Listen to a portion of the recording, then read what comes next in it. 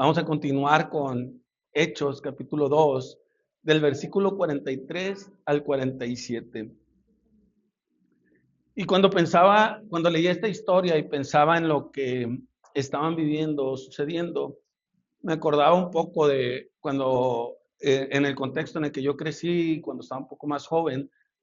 Yo acostumbraba mucho ir a congresos, eventos, retiros, mucho de esto así, y no todo era en la ciudad donde yo vivía. A veces yo vivía en Tijuana, entonces a veces íbamos a Mexicali, Ensenada, ahí mismo la zona, pero fuera. Me tocaba ir bastantes, que verano, que Semana Santa. Y cuando íbamos a los eventos, había eventos, la verdad, que eran buenos, algunos no tan buenos, ¿sí?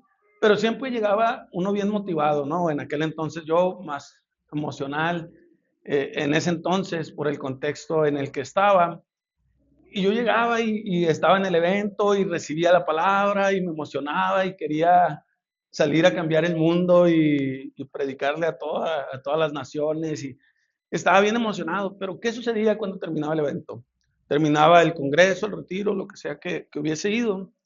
Y pues cada persona, cada iglesia regresaba a su ciudad, regresábamos a nuestro contexto y ahí nos enfrentábamos con la realidad diaria, ¿no? De que a veces tristemente había sido pura emoción o diferentes circunstancias, pero no nos quedábamos ahí. El contexto o el enfoque de esos congresos no era que pudiésemos hacer ahí iglesia, no era que pudiésemos ahí quedarnos, sino que en teoría la intención era poder darnos herramientas a través de las predicaciones, de las enseñanzas, para que lo pudiéramos llevar a las iglesias locales en las cuales estábamos, cada una de las personas que asistíamos a este evento o a estos eventos.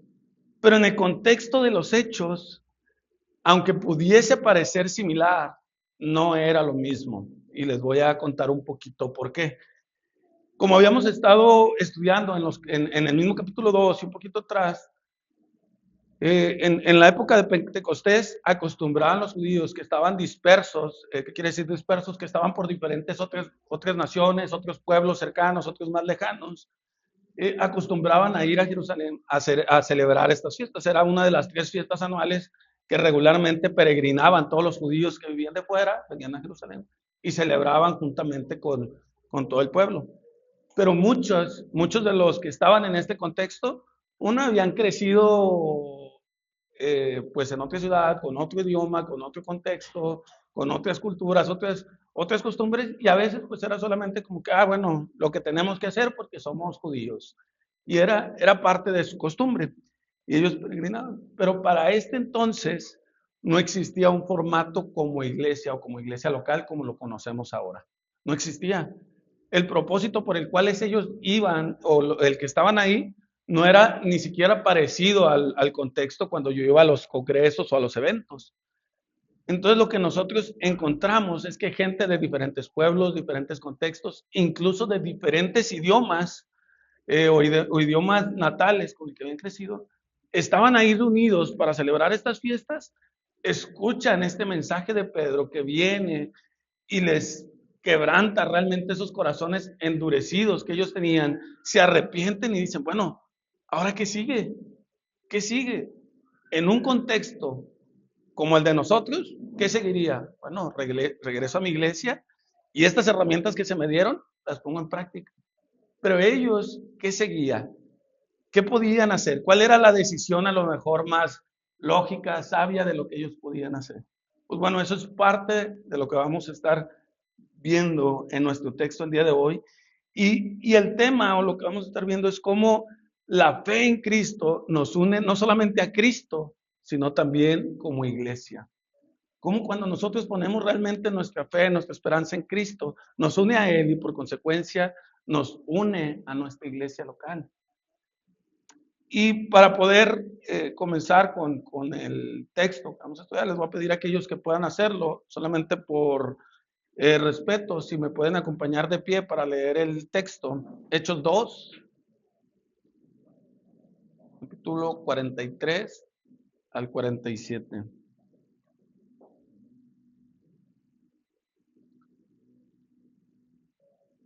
Y dice así: y sobrevino temor a toda persona y muchas maravillas y señales eran hechas por los apóstoles. Todos los que habían creído estaban juntos y tenían en común todas las cosas. Y vendían sus propiedades y sus bienes y los repartían a todos según la necesidad de cada uno. Y perseverando unánimes cada día en el templo y partiendo el pan en las casas, comían juntos con alegría y sencillez de corazón, alabando a Dios y teniendo favor con todo el pueblo. Y el Señor añadía cada día a la iglesia los que habían de ser salvos. Vamos a orar. Señor, primero que nada te damos gracias porque tú has sido bueno con nosotros y porque el día de hoy nos tienes aquí para escuchar tu palabra. Te pedimos que nos ayudes a estar atentos, que nos hables a través de este texto, Dios, que a mí como predicador, que me ayudes a mantenerme fiel a tu palabra y que cada uno de los que estemos aquí podamos ser exhortados, animados a confiar en ti, Señor. Ponemos nuestros corazones, nuestra mente, nuestro cuerpo también, Dios, para si venimos cansados, tú nos ayudes a poder estar atentos y poniendo atención. Nos ponemos en tus manos en el nombre de tu amado Hijo Jesús. Amén. Podemos tomar nuestro lugar. Nuestro texto comienza diciéndonos que sobrevino temor a toda persona y muchas maravillas y señales eran hechas por los apóstoles. Ahora, cuando pensamos en el temor, no sé ustedes, a lo mejor yo todavía algunas palabras regias no sé cómo las identifican, pero para mí temor, si era en mi contexto, pues sí implicaba como un cierto miedo. Bueno, pues mejor tengo miedo de algo. Y a veces pensamos, nuevamente yendo a mi contexto, pensando en Dios o en el contexto en el que yo crecí, realmente mi temor que yo tenía por causa de lo que yo había entendido o había querido entender del Evangelio, pues era un temor al regaño, era un temor al castigo de parte de Dios. Cuando escuchaba el Evangelio, cuando escuchaba acerca de Dios, yo decía, híjole, Señor, perdóname porque no sé qué va a pasar conmigo y tenía un terror todos los días y todos los días estaba con el miedo de que, pues no sé si voy a ser salvo, no sé si el Señor me va a llevar con Él y todo me daba miedo y tenía así. Bueno, el temor que aquí nos habla no es ese tipo de temor, no era un temor de miedo, de terror al castigo, a la consecuencia de parte de Dios, sino que era más bien un temor reverente porque ellos viendo el contexto de lo que había sucedido, nosotros entendemos que unos versículos atrás, después de la predicación de Pedro, ¿qué es lo que sucede? Los corazones de las personas que estaban ahí habían sido realmente quebrantados a tal punto que se arrepentían de sus pecados. Ellos realmente habían comprendido que ellos habían sido los que habían crucificado a Jesucristo. Ellos, su incredulidad, sus acusaciones, su indiferencia, había sido realmente no contra cualquier hombre, sino había sido contra el Hijo de Dios, contra el Mesías, contra el Cristo, aquel que se les había predicado y enseñado que había de venir. El pecado de ellos había sido directamente contra Jesús.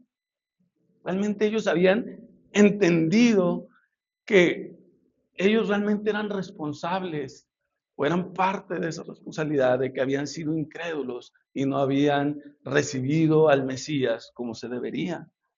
Y por cuanto ellos entendían eso y luego comprendían, no solamente eso, no solamente que Jesucristo era el Mesías y que ellos habían sido incrédulos y no lo habían recibido, sino que a través de la predicación de Pedro y el Espíritu Santo que les abrió los ojos, ellos pudieron entender que esa situación de la crucifixión de Jesucristo, Dios en su voluntad soberana y perfecta la utilizó para rescatarlos a ellos mismos que lo habían acusado. O sea, esa reverencia que había ellos no era porque tuvieran miedo a un castigo, porque realmente ellos acababan de comprender que su castigo que ellos merecían por causa de su pecado ya había sido perdonado. El castigo que ellos merecían, la ira de Dios, la acababa de recibir Cristo en la cruz en lugar de ellos. Entonces no era un temor al castigo, porque el castigo lo acababa de recibir Jesucristo. Era un temor reverente a la obra perfecta de Jesucristo.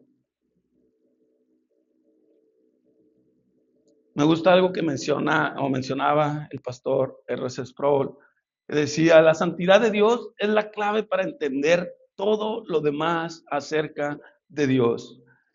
Porque cuando nosotros entendemos, o por lo menos nos acercamos un poquito a ver o a visualizar la santidad de nuestro Dios, la majestad, lo grande, lo hermoso, lo perfecto que Él es, y nos damos cuenta de nuestro estado de pecado y de maldad, y cómo ese Dios santo y perfecto en su gracia y misericordia decidió rescatarnos a nosotros, aún siendo como somos. Entonces, si no hay reverencia, si no hay admiración por Dios, entonces la verdad me atrevería a preguntar si realmente hemos entendido que nosotros merecíamos la ira de Dios, pero que en nuestro lugar Jesucristo la recibió en esa cruz. En verdad, si no hay ese asombro o esa admiración por la obra de Jesucristo, realmente deberíamos de preguntarnos si entendemos la magnitud de que nosotros merecíamos ese castigo que Jesucristo recibió en la cruz. Realmente nos admiramos, nos sorprendemos de poder ver ese Dios tan santo, tan perfecto y misericordioso que recibió el castigo en nuestro lugar sin ningún mérito nuestro, simplemente por amor, por misericordia a nosotros. Cuando lo vemos de esa manera, entonces decimos, ahora entiendo por qué ellos estaban con ese temor reverente, por qué sobrevino ese temor reverente, esa admiración, ese respeto hacia Dios, porque lograban entender la obra perfecta de nuestro Señor Jesucristo. Y realmente su fe estaba puesta en esa obra tan misericordiosa de nuestro Señor Jesucristo, que comienzan nos dice que entonces hubo maravillas, señales, y eran hechas por los apóstoles. Ahora, aquí es importante entender que estas señales y maravillas vienen después de que hubo este temor reverente. No es como que, bueno, hubo temor porque vieron de repente que las personas estaban sanando, porque vieron que estaban sucediendo cosas sobrenaturales. No, estas señales y estos milagros y las cosas que estaban sucediendo, las maravillas que estaban sucediendo a través de los apóstoles, eran para afirmar y confirmar que la palabra, la predicación que se estaba haciendo acerca de Jesucristo era verdad. Todas estas cosas señalaban y apuntaban a Jesucristo como el Mesías, como aquel que había venido y vivido una vida perfecta, que había muerto de una manera injusta en nuestro lugar y lo había hecho por amor, misericordia a nosotros, que se había levantado de los muertos y que había enviado a su Espíritu Santo para que nos ayudara día con día y anduviera con nosotros hasta el fin de los tiempos. Entonces podemos entender que esto que estaba sucediendo no era por lo que había ese temor, no era por lo que había esa reverencia, sino que realmente esto solamente venía a confirmar que lo que ellos predicaban, que lo que ellos enseñaban sobre Jesucristo estaba realmente en lo correcto, que estaba fundado en la verdad, que Jesucristo cumplía con todo lo que se había escrito en el Antiguo Testamento sobre él. Y aquí viene uno de los puntos centrales en cómo comenzó a actuar la iglesia, porque les preguntaba en un principio, ¿qué hacemos entonces? De hecho, ellos le preguntaban en el texto anterior, ¿qué hacemos? ¿Qué hacemos una vez que hemos entendido esto? Y muchas veces nosotros, cuando escuchamos la palabra o que nos emocionamos, también nos hemos llegado a preguntar, ¿qué puedo hacer entonces? ¿Qué sigue entonces? Solamente me quedo con lo que escuché, solamente me quedo con ese bonito recuerdo, esa emoción que sentí, o sigue algo más. Bueno, aquí vemos un ejemplo de lo que la iglesia comenzó a hacer. Dice, todos los que habían creído estaban juntos y tenían en común todas las cosas y vendían sus propiedades y sus bienes y los repartían a todos según la necesidad de cada uno. La pregunta es, ¿por qué o en qué momento una persona se convierte en alguien tan generoso que vende todos sus bienes, que vende todas sus cosas para poder cubrir la necesidad de alguien más? A lo mejor lo puedo entender cuando lo hacemos por nuestros hermanos, padres, hijos. Pero aquí ellos los acababan de conocer, eran personas que acaban de agregarse, que se acaban de integrar a la iglesia. Y dice que vendían todas sus cosas para suplir las necesidades de cada uno. Volviendo otra vez al contexto de lo que estaba sucediendo para que entendamos qué sucedía. les mencionaba que ellos no tenían un contexto de una iglesia local. La gente, había dos tipos de creyentes en ese entonces, los que eran locales y los que eran foráneos. Los que eran foráneos no tenían un contexto de iglesia local y los que eran locales tampoco, porque en ese momento estaba surgiendo, se estaban ahí pues acercando apenas. Entonces, los foráneos pues se encuentran con este dilema en donde acaban de encontrar realmente, como dice la escritura, el tesoro del evangelio, el tesoro de la palabra de quién es Jesucristo, de lo que hizo por ellos, y se dan cuenta pues que pues no quieren estar solos, que, o sea, todo lo demás que tenían en su vida deja de tener el valor que tenía posiblemente. Porque realmente cuando nosotros encontramos el Evangelio se convierte en nuestro bien más grande que tenemos, en el bien mayor que tenemos. Nada de lo demás es tan valioso como lo que significa el Evangelio para nosotros. Era prácticamente lo que había sucedido con ellos. Ellos habían encontrado el Evangelio y ese era ese tesoro hermoso y no estaban dispuestos a dejarlo. No estaban dispuestos a irse a un contexto en donde no había iglesia, en donde no había ese crecimiento, en donde no sabían qué iba a suceder. No solamente eso, sino que también no eran bien recibidos. En este entonces, en la cultura judía, si tú dejabas de lado las creencias o lo que tú creías y había esta conversión al cristianismo, entonces ya no eran bien recibidos por sus familiares, ya no eran queridos por el contexto en el cual estaban. De hecho, estaba a punto de comenzar una persecución en contra de la iglesia. No era tan sencillo, o sea, todo su entorno había cambiado. No es un entorno tal vez como el que nosotros vivimos ahora, por lo menos como mexicanos, en el cual nosotros decimos, bueno, pues yo voy a vender todas mis cosas para venirme para acá. Este es un contexto totalmente diferente, perdón, en el cual ellos tenían esta situación. Por un lado, los foráneos. Los locales, por otro lado, ellos también entendían que el Señor estaba uniendo a la iglesia, que el Señor estaba formando este nuevo unidad en la iglesia que a lo mejor antes lo separaba por idiomas, por distancia, por creencias, por tantas cosas que había, tantas diferencias. Pero ahora el Señor estaba haciendo algo allí en ese lugar y entonces ellos entendían que era momento y era tiempo de que permanecieran juntos, de que pudieran crecer como iglesia juntos, de formar la iglesia local en el entorno con los que estaban ahí. No eran poquitos, eran muchos, dice que más de 3,000 personas se convirtieron. O sea, ahorita a veces nosotros aquí llegamos a los 70, 80 y decimos, estamos bien llenos, eran 3,000 personas. Entonces, ¿qué es lo que hacen los locales? Empiezan a decir, ¿sabes qué?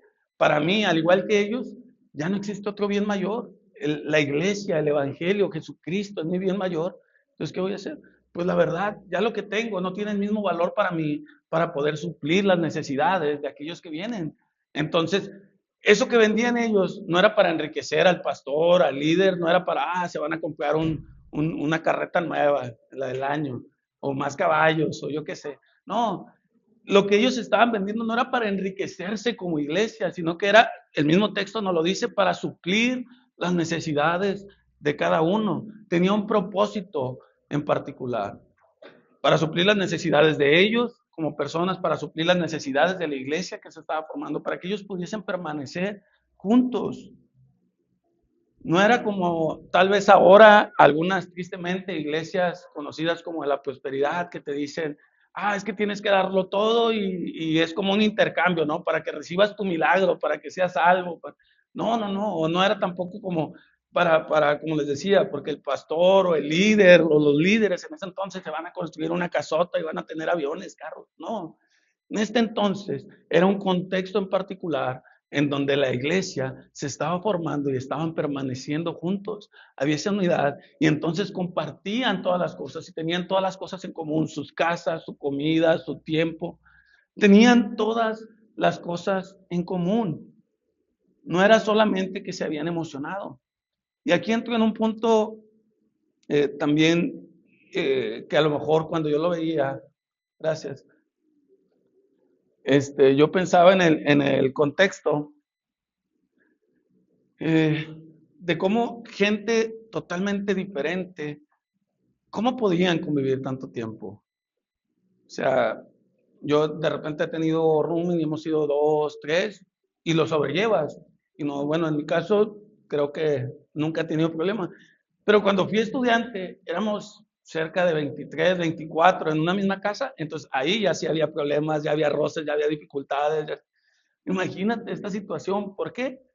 Porque todos, en mi contexto, veníamos de ciudades distintas, costumbres distintas, formas de pensar distintas, entonces tarde que temprano habíamos choques.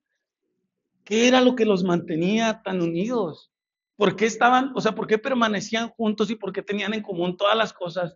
Personas de contextos diferentes, de idiomas diferentes, de pensamientos, culturas, educación diferente, sus padres los habían educado diferente. ¿Por qué tenían en común todas las cosas? ¿Por qué podían permanecer juntos? Y la respuesta es que tenían en común lo más importante, que es a Jesucristo. La obra redentora era algo que ellos tenían en común, que compartían, y es algo que nosotros podemos tener la certeza que como iglesia también compartimos. Muchas veces, platicando con algunas personas, me dicen, es que se me dificulta a veces relacionarme con ciertos miembros de la iglesia porque o ya están casados y yo estoy más joven, o yo soy más adulto y como que con los jóvenes no me llevo, o es que ellos tienen hijos y pues su conversación gira en torno de sus escuelas, de lo que ellos viven con sus hijos, o es que sabes que el liceo solamente habla de fútbol, o pensamos en los diferentes contextos de las personas y decimos, nos cuesta a veces relacionarnos con una persona porque nuestros gustos, nuestros intereses, nuestros contextos, nuestros trabajos y nuestras familias son diferentes, nuestra edad. Tenemos tantas cosas diferentes que es más difícil pensar en lo que tenemos en común que poder pensar en cosas diferentes. Si pensamos en cosas diferentes, yo creo que podemos hacer una lista enorme en este momento, pero cosas en común a veces nos cuesta y pensamos y dejamos que esas diferencias se conviertan en ese impedimento para que podamos llevar esa unidad como iglesia, como la que tenían ellos, que podamos decir, tenemos todas las cosas en común. Podemos decir, no, es que yo sí llego los domingos y hablo con todos, los saludo a todos. Bueno, preguntaría yo, ¿los buscas entre semana? ¿Les escribes por lo menos en su cumpleaños? Cuando está pasando por algo, oras por él. O sea, ¿realmente hay esa unidad entre nosotros o solamente con aquellos con los que tenemos afín? Porque pudieras decir, sí, yo le hablé a 5 hermanos de la iglesia. Bueno, ¿y son los 5 que siempre buscas? ¿O buscas a más hermanos? ¿Realmente buscamos, entendemos eso? ¿O nos cuesta porque tenemos todavía esa barrera de creer que no tenemos cosas en común? Cuando realmente, al igual que ellos, tenemos en común lo más importante y lo que nos tiene aquí. Porque aquí en la iglesia no nos tiene el hecho de que, la iglesia está bonita, o, me gusta mucho la alabanza, me gusta mucho cómo predica el pastor, o está bien cómodo y tenemos un entorno, un ambiente agradable, o me queda más cerca. No, lo que tenemos en común y la razón principal que estamos aquí es porque compartimos el hecho de que todos los que estamos aquí, o bueno, todos los que hemos recibido el Evangelio, lo hemos aceptado, fuimos redimidos por la obra perfecta de nuestro Señor Jesucristo. Eso debería ser suficiente para todos los que estamos aquí, para que pudiésemos reflejar un poco de lo que ellos estaban reflejando. Eso era lo que realmente ellos los unía. Era el lazo, el vínculo más poderoso que podemos tener nosotros como iglesia, es el Evangelio, la obra redentora. Todas las demás cosas pasan a segundo plano y nos ayudan a veces a tener mejores conversaciones, conversaciones más fluidas, yo qué sé. Pero eso no es lo más relevante, lo más importante. Lo más importante es que entendamos que todos los que hemos recibido el Evangelio fuimos redimidos por la obra de nuestro Señor Jesucristo. Eso es lo que nos mantiene unidos. Porque cuando nosotros creemos en esa obra del Señor, no solamente nos unimos a Cristo, sino que nos unimos a aquellos que están unidos a Cristo. Nos convertimos en esa iglesia. Es más, somos llamados a pertenecer a una iglesia local. Es imposible que como cristianos digamos, no, pues es que yo soy cristiano y yo escucho las predicaciones los domingos en internet. Y un día escucho de una iglesia, otro de otra iglesia, y la que me guste o la que yo creo que necesito ahí.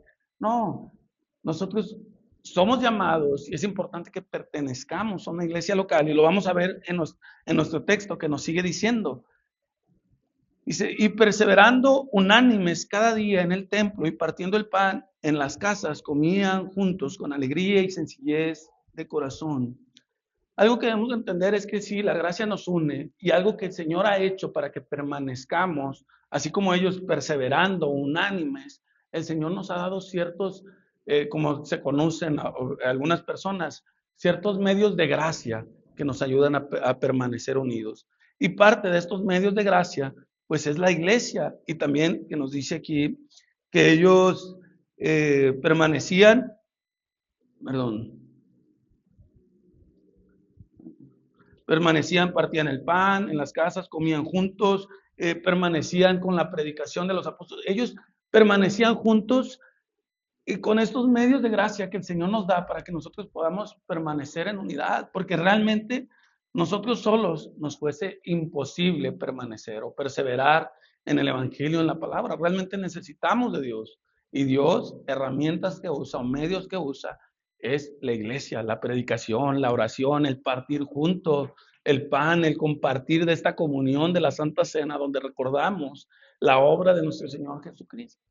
Son estos medios que nos recuerdan y nos ayudan a seguir caminando y perseverando en la obra como iglesia local. Que podamos permanecer juntos, porque si permanecemos juntos, nos ayudamos mutuamente a poder permanecer juntos en el Evangelio. El Señor así, por más que nos cueste a lo mejor entenderlo, utiliza al hermano que está a un lado, utiliza al pastor, utiliza la predicación, utiliza el tiempo de oración, utiliza el tiempo de la comunión para que nosotros podamos permanecer o perseverar en la palabra, para que podamos perseverar en el Evangelio. Porque nos es imposible que nosotros podamos solos. Pudiésemos pensar que si me esfuerzo, si le echo ganas. También me gusta cómo lo menciona este punto en particular, la confesión de fe de Westminster. Dice así, la perseverancia de los santos no depende de su propio libre albedrío, sino de la inmutabilidad del decreto de elección y la unión con él. Así que si nosotros abandonáramos estos medios de gracia, que es la predicación, la iglesia, la oración, la Santa Cena, ¿cómo pensamos que podemos perseverar por nuestros propios medios? O sea, si no existieran estos medios de gracia, si nosotros no asistiéramos a la iglesia, si no oráramos como hermanos, si no estuviésemos juntos, si no tuviésemos alguien que nos exhortara cuando estamos mal, si no tuviésemos alguien que nos animara cuando estamos tristes, si no tuviésemos alguien que nos consolara cuando estamos decaídos, si no tuviésemos alguien que nos predicara el Evangelio, ¿cómo podemos perseverar nosotros con nuestros propios medios? Es imposible, no se puede. Por más que yo diga, es que yo soy muy hábil, yo soy muy espiritual, yo soy muy cristiano, yo oro, yo leo, si tú no perseveras o si tú no tienes en cuenta estos medios de gracia, no tienes en cuenta la iglesia local en la cual el Señor te ha puesto, entonces realmente no sería imposible, porque sí, es Dios el que hace la obra.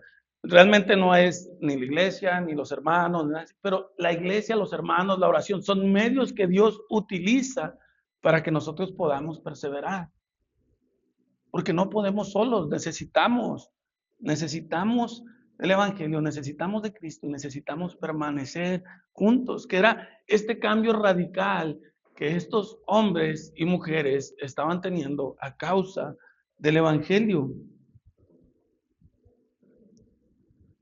Continúa diciendo,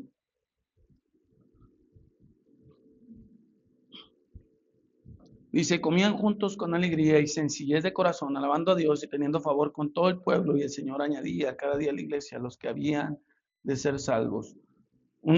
Algo que dice aquí que me gustó bastante es que dice que tenían el favor de todo el pueblo. Me gusta porque a veces comparando la situación que ellos estaban viviendo, que era que vendían sus cosas, recibían, había esa hospitalidad entre hermanos, pues tristemente estos textos se utilizan mucho con las iglesias, o bueno, las falsas iglesias que te predican la prosperidad y que solamente están buscando cómo sacarle a la gente el dinero. Y la impresión que estas iglesias causan, en lugar de ser el favor de todo el pueblo, el favor de la gente, pues realmente causa burla, tristemente, causa enojo de que no, pues es que ellos están robando y así. Y por unos que están haciendo las cosas mal, aquellos que permanecemos en la palabra, muchas veces nos toca enfrentar esas críticas o esas consecuencias. Pero algo que me gusta acerca de esto es que ellos tenían el favor de todo el pueblo porque la gente miraba que se le estaba dando buen uso a esa hospitalidad, a esa generosidad, a eso que ellos estaban haciendo, realmente estaba dando buen testimonio, no solamente con los de dentro de la iglesia, sino con los de fuera. El testimonio que ellos daban por ese corazón generoso, por esa hospitalidad, era de buen testimonio para el pueblo que estaba a su alrededor. Porque si bien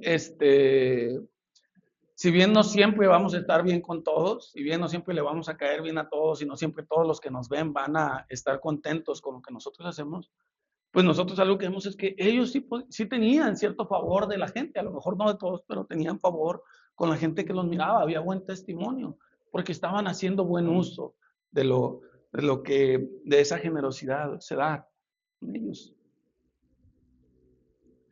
Dice que el Señor añadía cada día los que habían, a los que habían de ser salvos, porque el Señor es el que hacía la obra, no era ni el testimonio, ni era simplemente el Señor que estaba salvando iglesia.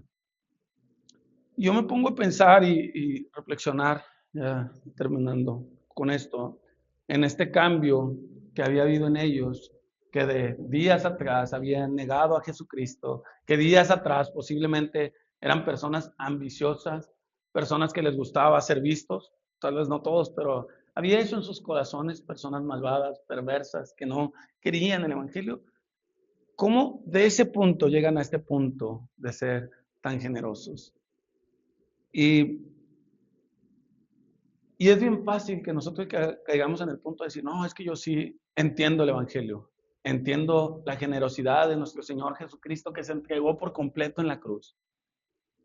Pero a la hora de nosotros ser generosos con la persona que está necesitada, con la iglesia, a la hora de nosotros mostrar esa generosidad, ese amor con los que nos rodean, se nos olvida, nos cuesta, se nos dificulta.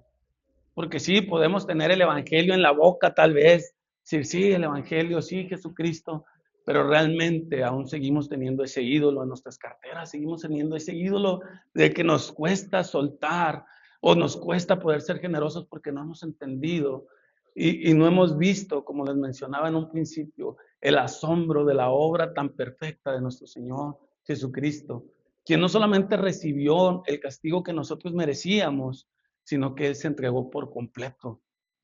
Si pensamos en generosidad y vemos a estos hombres, decimos, qué generosos, están haciendo algo que no pudiéramos nosotros hacer. Pero si comparamos la generosidad de ellos con la generosidad de Jesucristo, se quedan cortos. Porque Jesucristo no solamente, no fue como que dio bienes materiales que van y vienen. Jesucristo se entregó por completo en la cruz, por amor a cada uno de los que le hemos recibido. Y en verdad el ver esa generosidad, esa gracia, esa misericordia de parte de Dios, tiene que mover eso en nuestros corazones a decir, Señor, este es mi mayor tesoro y todo lo demás pasa a segundo plano. La iglesia se convierte también en nuestra familia, en nuestra casa, en la cual queremos estar, queremos vivir y sí, tenemos nuestra familia y no estoy diciendo como que abandona tu casa, abandona tu familia, tus bienes, no. Tienes tu familia de sangre, tienes tus bienes, y qué bueno, disfruta de ellos, predícales el evangelio, continúa con tu vida normal. Pero tu iglesia local viene a ser ese bien mayor en el cual tú quieres estar ahí, quieres ayudar a la gente de tu iglesia, quieres convivir con la gente de tu iglesia, quieres servir a la gente de tu iglesia, porque entiendes que Cristo se entregó por esa iglesia, porque Cristo amó a la iglesia. A veces nosotros decimos, no, pues ya, Cristo la amó. Es parte también de nuestro llamado. Si Cristo se entregó por completo por la iglesia, por la gente de la iglesia, por su esposa, nosotros también somos llamados a seguir los pasos de Cristo. ¿No vamos a poder? No. ¿Vamos a fallar muchas veces? Sí. ¿Vamos a ser ambiciosos muchas veces? Sí. Pero gracias a Dios que a pesar de cómo somos, a pesar de que tenemos corazones así endurecidos, Dios es tan misericordioso, tan grande, que nos permite y nos ayuda a arrepentirnos, nos da medios de gracia para crecer, para permanecer juntos y para que poco a poco nosotros podamos ser día con día más generosos en todos los sentidos, reflejando la gracia que nosotros también recibimos.